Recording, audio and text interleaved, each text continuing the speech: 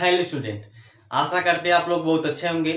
आज के इस ऑनलाइन सेशन में आप लोगों का बहुत बहुत स्वागत है। तो पिछले क्लास में हम लोगों ने ईथर के प्रिपरेशन मेथड को कंप्लीट कर लिया था। आज की इस क्लास में हम लोग ईथर की फिजिकल प्रॉपर्टी देखेंगे, यानी कि ईथर के भौतिक गुण देखेंगे।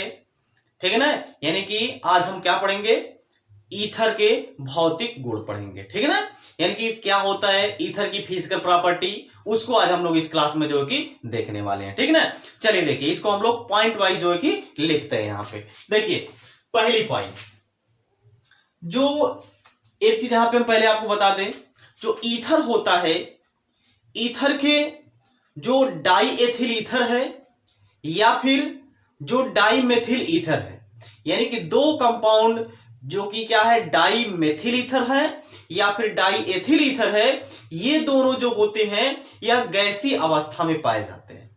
यानी कि ईथर के जो दो सदस्य होते हैं, पहला डाई मेथिल ईथर, दूसरा जो होता है डाई एथिल ईथर, ये दोनों गैसीय अवस्था में पाए जाते हैं। और सभी जो ईथर के सदस्य होते हैं वह द्रव अवस्था में, वो भी रंगहीन और एक विशेष गंध वाला जो है कि एक अच्छी स्मेल इसमें से आती है। ठीक ना, एक विशेष या फिर अच्छी गंध युक्त क्या होते हैं, द्रव अवस्था में पाए जाते हैं। बात समझ में आ गई ना। तो इसमें जो शुरुआत के जो दो ईथर हैं, यानी कि डाई मेथिल ईथर और डाई एथिल ईथर, ये जो होते हैं यह गैसीय अवस्था में पाए जाते हैं। जबकि इसके अलावा और जो ईथर होते हैं वो सभी जो होते हैं वह द्रव अवस्था में पाए जाते हैं, और वो भी स्मेल उसमें से आती है, एक अच्छी सुगंध आती है। इसीलिए इसका उपयोग में हम लोग देखेंगे, हम लोग इसका उपयोग जो होता है इत्र बनाने में करते हैं, साबुन बनाने में करते हैं। बात समझ में आ गया। तो ये सब होता है। तो पहले इसकी फिजिकल प्रॉपर्टी देखिए। ठीक, यानी कि ईथर के कुछ प्राथमिक सदस्य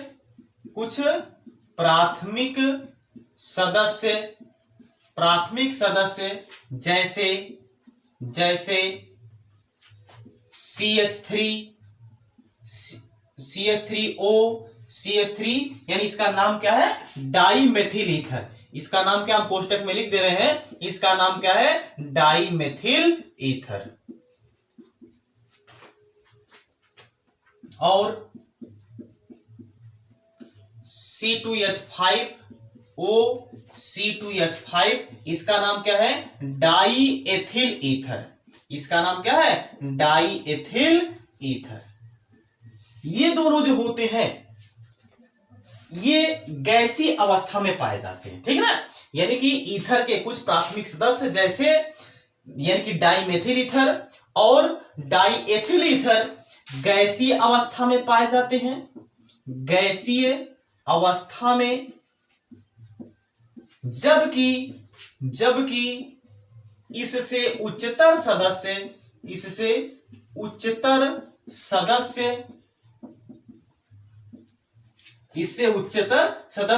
विशेष गंध युक्त या फिर अच्छी गंध युक्त भी लिख सकते हैं। विशेष या फिर विशिष्ट लिखिएगा, क्या हो जाएगा यहाँ पे, विशिष्ट गंध युक्त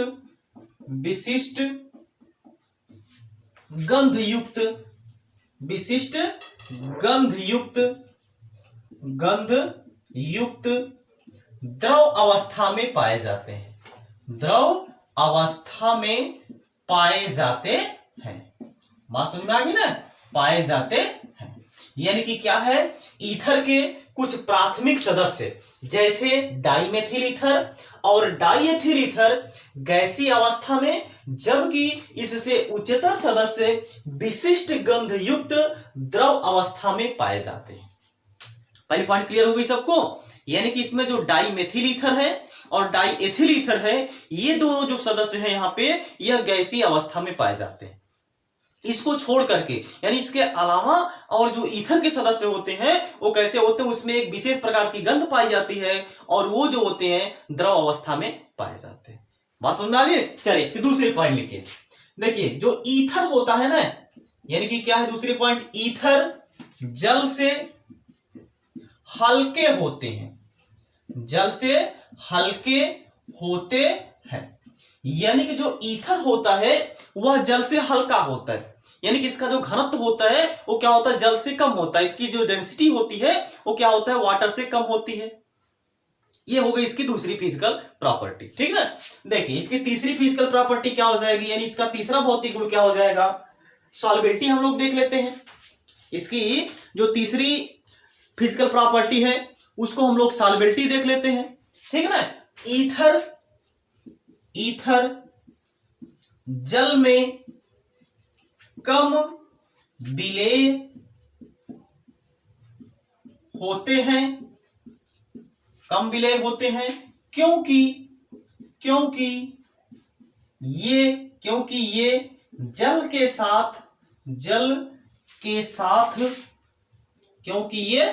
के साथ हाइड्रोजन आबंध नहीं बना पाते हैं।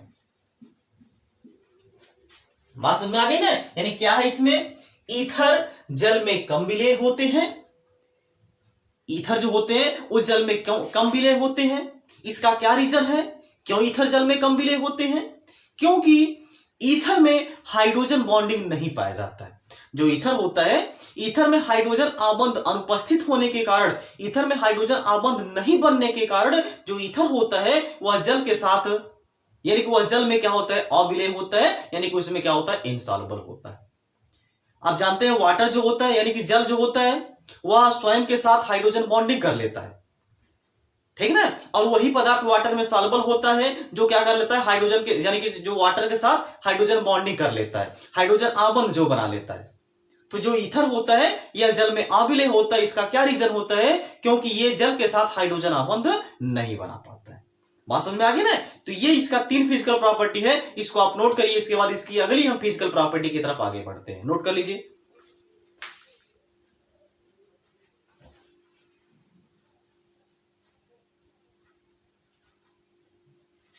हो गया, ओके। चलिए देखिए अब इसकी चौथी फिजिकल प्रॉपर्टी को देखते हैं।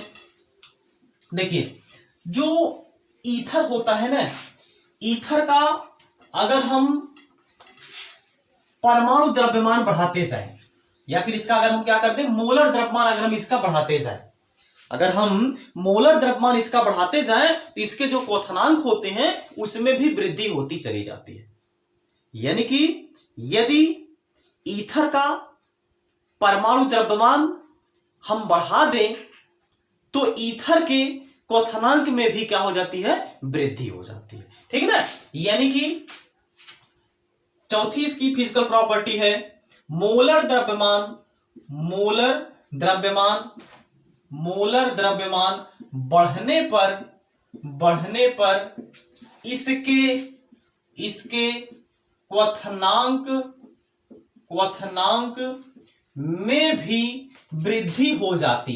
में भी वृद्धि हो जाती है, ठीक है ना। यानी कि मोलर द्रव्यमान बढ़ने पर इसके क्वथनांक भी क्या हो जाते हैं, या फिर इसके क्वथनांक भी क्या हो जाते हैं, बढ़ जाते हैं, ठीक है ना। ऐसा लिखिएगा, बढ़ जाते हैं, ठीक है ना। यानी कि थोड़ा सा सेंटेंस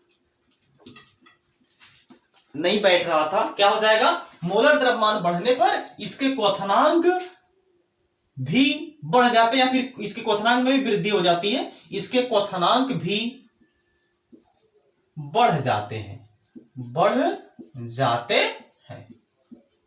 ठीक है ना। यानी कि क्या है, मोलर द्रव्यमान बढ़ने पर इसके क्वथनांक भी क्या हो जाते हैं, बढ़ जाते हैं। जैसे जैसे आप इसका क्या करें, मोलर द्रव्यमान बढ़ाते चले जाएं, इसके क्वथनांक में भी क्या होती जाएगी, वृद्धि यहां पे होती चली जाएगी, ठीक है ना। और इसमें देखिए एक पॉइंट और, 5वीं पॉइंट इसकी क्या है, ईथर के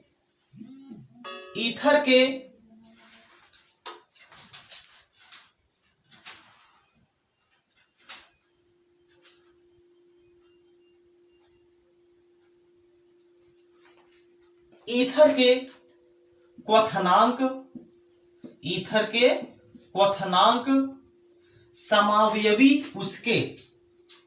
इसके समावयवी एल्कोहल क्या है, ईथर के क्वथनांक इसके समावयवी एल्कोहल की अपेक्षा कम होते हैं क्योंकि